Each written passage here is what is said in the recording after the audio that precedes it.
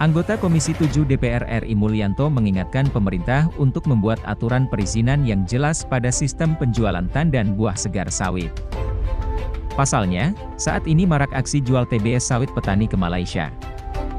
Harus ada aturan jelas agar tindakan petani menjual hasil panennya ke luar negeri aman secara hukum, ungkap Mulyanto, seperti dikutip JPNN di Jakarta, Selasa 5 Juli 2022.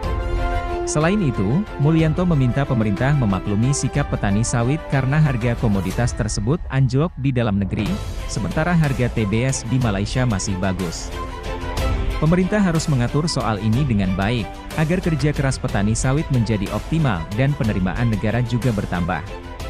Ini langkah penting, agar kesejahteraan petani sawit rakyat tidak merosot, ujar dia. Mulyanto menambahkan pemerintah harus memberi perhatian serius pada nasib petani sawit. Jadi tidak ada salahnya kalau pemerintah mengizinkan petani rakyat ini untuk mengekspor TBS sawit tersebut ke negeri jiran.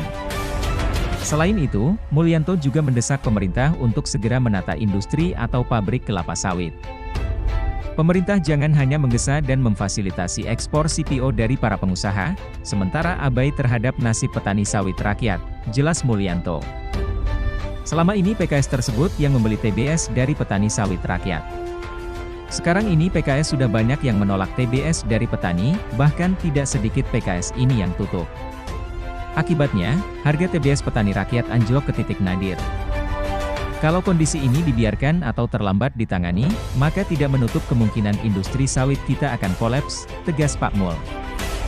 Harga CPO dunia sejak Maret 2022 secara umum mulai turun, tetapi harga CPO termasuk harga TBS kelapa sawit di Malaysia masih lebih baik ketimbang di Indonesia. Bahkan perbedaan harganya cukup signifikan. Di Malaysia harga TBS masih berada di kisaran angka Rp3.500 hingga Rp4.500 per kilogram. Di sisi lain, harga TBS di Kalimantan Utara dan Kalimantan Tengah hanya sekitar Rp1.200 hingga Rp1.600 per kilogram. Bahkan harga di tingkat petani rakyat bisa jauh lebih rendah lagi, kata Mulyanto.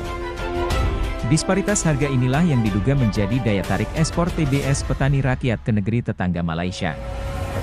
Data Bursa KPB Nusantara membeberkan harga CPO terbaik terjadi pada Maret 2022 pada angka Rp17.000 per kilogram. Kemudian terus merosot pada bulan-bulan berikutnya.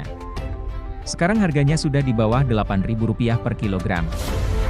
Namun harga minyak goreng kemasan maupun minyak goreng curah belum turun secara signifikan, ujar Mulyanto. Bagaimana pendapat kalian? Jangan ragu untuk menekan tombol like dan berikan pendapat kalian di kolom komentar.